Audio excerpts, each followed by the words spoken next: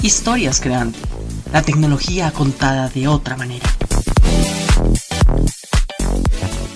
Buenos días, buenas tardes, buenas noches, yo soy Germán y les doy la bienvenida a Historias Creante, la tecnología contada de otra manera. Hoy la primera emisión y los invitamos a ponerse en contacto con nosotros al 312-302-5335, bien sea por nuestros servicios o con los podcasts que estamos emitiendo. Al Facebook también en contacto con nosotros, Creante Lab.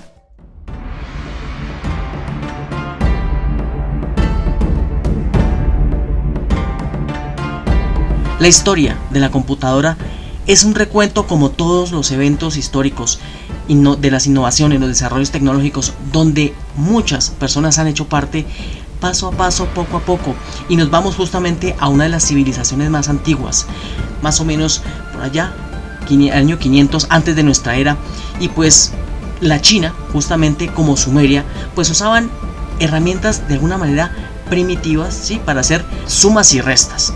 Una de ellas era el abaco. ¿Qué era el abaco? El abaco es un instrumento, simplemente una cajita de madera con unas divisiones y unas esferitas para ir haciendo las sumas paulatinamente. Sin embargo, aunque llegó a hacerse no solamente sumas y restas, sino multiplicaciones, divisiones, también se tienen registros de algunos cálculos de raíces. El abaco es considerado como el más antiguo instrumento de cálculo, adaptado a diversas culturas.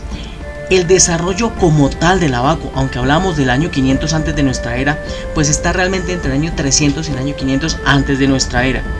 Pero no todo se gestaba en el Oriente.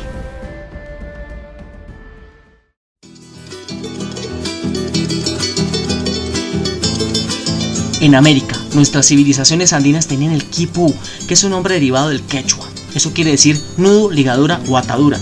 Y pues consistía en una tira, ¿cierto?, una cuerda de lana o algodón con varios nudos de colores. De esta manera ellos pues hacían sus cálculos. Pero aproximadamente, y nos vamos a otro lugar, al año 830, un matemático e ingeniero persa que muchos vimos en nuestro colegio y que no nos cae muy bien porque aparecía en el álgebra de Baldor. Este señor se llamaba Musa al-Jurazmi, desarrolla la teoría del algoritmo. Esto revoluciona absolutamente todo y es una teoría que incluso se aplica hoy día. Es decir, mire, la resolución metódica de problemas de álgebra y cálculo numérico mediante una lista bien definida, ordenada y finita de operaciones, lo que iría a desarrollar finalmente la regla de cálculo.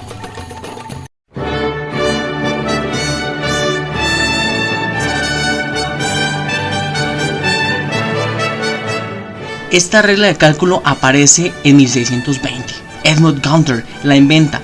Y pues manual, sí, por supuesto, pues no había nada de electricidad ni nada de este tipo de cosas. Realmente esa es la primera calculadora de alguna manera electrónica para hacer operaciones aritméticas. Tengan en cuenta que podemos decir electrónica en el sentido de la practicidad, pero pues obviamente todo esto era a base de ruedas y engranajes, como la misma Pascalina, que aparece 22 años después, justamente hecha por Blaise Pascal. Y pues este hombre, miren, Pascal concibe la idea a los 19 añitos, y en esa época no había internet, no había distracciones. El hombre dice, vamos a ayudarle a mi papá, pues que el papá de él pues era superintendente de la Alta Normandía, sí, pues del cardenal Richelieu. Pascal, hijo, decide crear esta máquina y finalmente con esto tenemos a la primera máquina calculadora de la historia.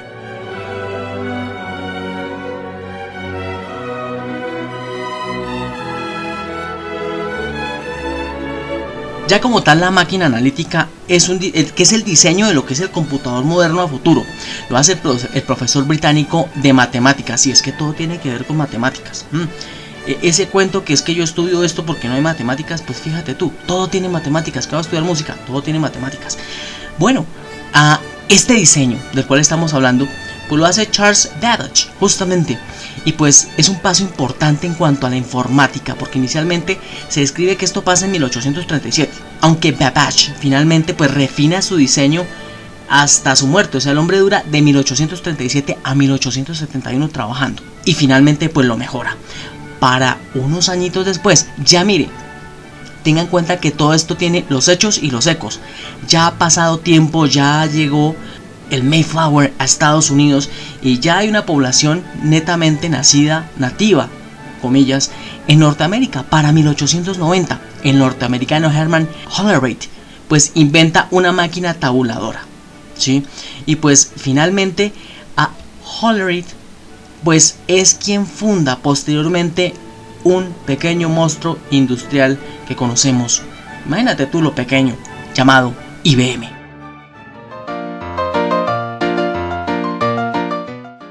En la década del 90 del siglo 1800 a 1893 para ser puntual, hay un científico suizo, Otto Stenger, pues desarrolla la primera calculadora, ahora sí automática. Eso sí no era que era piñoncito y cosita así como pasaba 200 años antes, no. Pues finalmente se conoce como la millonaria, y la millonaria se anuncia como la única máquina para calcular el mercado, que precisa un solo giro de la manivela para cada cifra del multiplicador o el cociente. Esa era la publicidad, ¿cierto? Y la publicidad va hasta 1913. Asegura además que es tan buena que el gobierno de Estados Unidos genera una compra de unas 100 calculadoras. Imagínate tú. Ya para el 38 hay un alemán. Tengamos en cuenta que estos son hechos y ecos. Ya estábamos pasando el tema de la Segunda Guerra Mundial, pero Konrad Kurz pues justamente contempla la Z1, que es la primera computadora que se puede considerar como tal.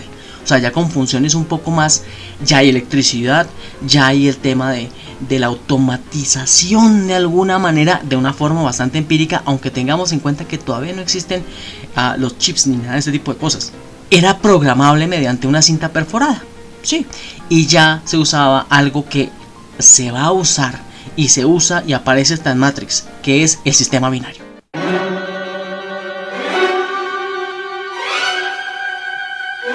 Para continuar vamos a hablar de Enigma, que era el nombre de una máquina de rotores que permitía usarla para descifrar a cierto tipo de mensajes, y finalmente pues patentada en 1918 por una empresa alemana, cofundada por Arthur Silberbius. Pues él compró la patente, ¿cierto? Dese cuenta, todos pensamos que el tema de Enigma era de los nazis y toda la cosa. Pues es que le compran a un inventor neerlandés, pues la pone en venta en 1923 para uso comercial, y en el 26 pues la armada alemana dice 1, 2, 3 por mí, esta la queremos. Finalmente la usan en la Segunda Guerra Mundial para descifrar los mensajes de los aliados y este tipo de cosas, que al final pues la máquina, a pesar de tener ciertas debilidades criptográficas, pues esto también facilitó los fallos, por supuesto que sí, e hizo que pues los aliados encontraran la manera de descifrar las tablas y generar sus propias máquinas. Y es cuando justamente aparece Alan Matheson Turing, pues trabaja en descifrar esos códigos nazis.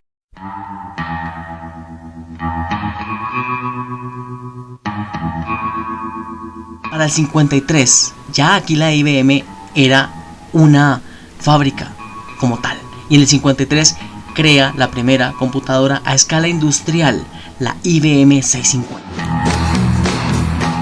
Amplía justamente el uso del lenguaje y la programación. Sí, ya empieza a meterle cositas de programación de computadora, que para 1964 la IBM lanza la 360 y marca el comienzo de la tercera generación de computadoras, en la que las palancas de circuito impreso con múltiples componentes elementales pasan a ser reemplazadas nada más ni nada menos por lo que el mismísimo Doc Brown dice: no podemos usarlo porque es que ya casi no los han inventado, y hablamos de los circuitos integrados. Búscanos en internet, creantelab.co. De ahí para adelante son saltos gigantes cada año. Ya a partir del 64 empieza la computación a crecer, a evolucionar a pasos agigantados. Para el 71, mire, Intel presenta el primer microprocesador comercial y el primer chip, sí, Intel 4004. Para el 75, Bill Gates con Paul Allen pues fundan nada más ni nada menos que Microsoft. Para el 76, un año después, Steve Jobs, Steve Wozniak y Mike McCullough pues fundan Apple. 6 años después, Microsoft presenta el sistema operativo que marcaría a mucha generación y sobre todo a los gamers, ya que aparecen los primeros juegos en primera persona como Wolf 3D y Doom, que son realizados en el sistema operativo DOS, a cargo justamente de la IBM. Y en el 83 ARPANET, que es una red militar, se separa del mundo militar y se origina, lo que nos permite estar en contacto a ustedes al otro lado de sus dispositivos y nosotros aquí en Creante Lab transmitiendo. Se crea el Internet. Y para el 90 finalmente lo que se conocería, Tim Berners-Lee idea el hipertexto. ¿Y qué es el hipertexto? Pues la oportunidad de crear, digamos, esa matrícula de lo que conocemos en la IP como www, con el famoso World Wide Web. www. Y con esto finalizamos la historia de la computadora en Historias Creante, la tecnología contada de otra manera. Recuerden entrar en contacto con nosotros, a nuestros servicios y con nuestros podcasts al 312-302-5335, al Facebook Creante Lab, a nuestra página web creantelab.co. Gracias por escucharnos. Yo soy Germán desde la virtualidad. Buenos días, buenas tardes, buenas noches. Hasta la siguiente emisión.